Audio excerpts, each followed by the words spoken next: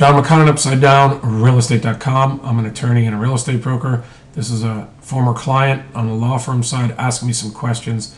The key thing here to know is that the property is less worth than the property is worth less than he owes on the first, and he's got a second for 85. You can see that up where I cut it off the email. They want to do a short pay. Here's some questions. Does he need a hardship? No. The point is that you present your situation to the bank, telling them it's they should take this now because they may never get a chance to do it again. Sort of the reverse of what they like to do when they're collection agents. Say, here's some money. If you don't do it, we're just going to, this loan's going to be non-performing indefinitely because you're going to continue to pay the first, and they're not going to be able to do anything. 2 to 3K is unrealistic now. It was realistic 2 or 3 years ago, but because of accounting changes in the secondary market, it's very, very hard to get under 10 cents on the dollar. That's rare. Usually right now the banks are looking for between 10 and 30%. That's where the negotiations come in. A couple banks will let you go under 10%, but it's not a realistic goal to start the file. I would not have a client pay me if that were his goal or her goal because it's difficult. I'm not sure that living there or not living there matters in a short pay. The different banks have different arguments, and they just pretend to get ticked off either way.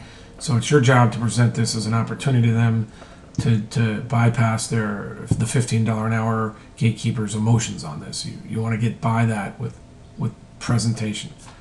I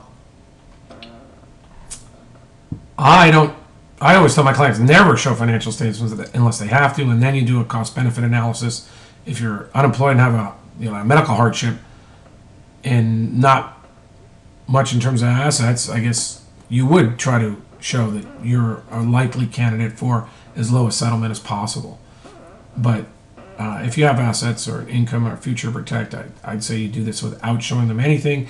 At first they'll say, no, it doesn't go there, but they almost all eventually break down as time goes on. This short pays I tell my clients they have to be prepared for a war of attrition. I hate to use the word war, but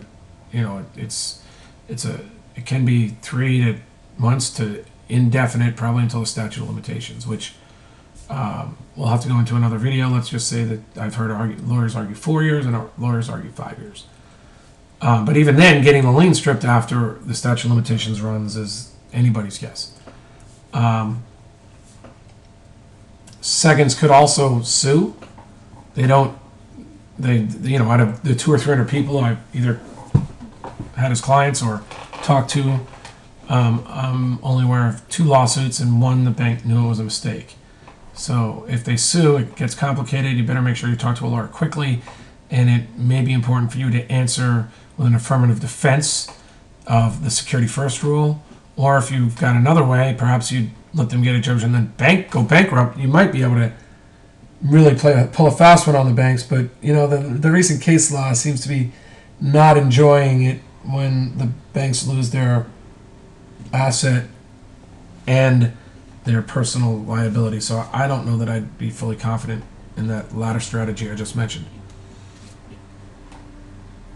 Well, if they foreclose in a non-judicial manner, they'll lose their rights to come after you for the deficiency as a second, and if the second forecloses, that is. And judicial is another story, much more complicated, and not ripe for a video, but also very unlikely in my experience.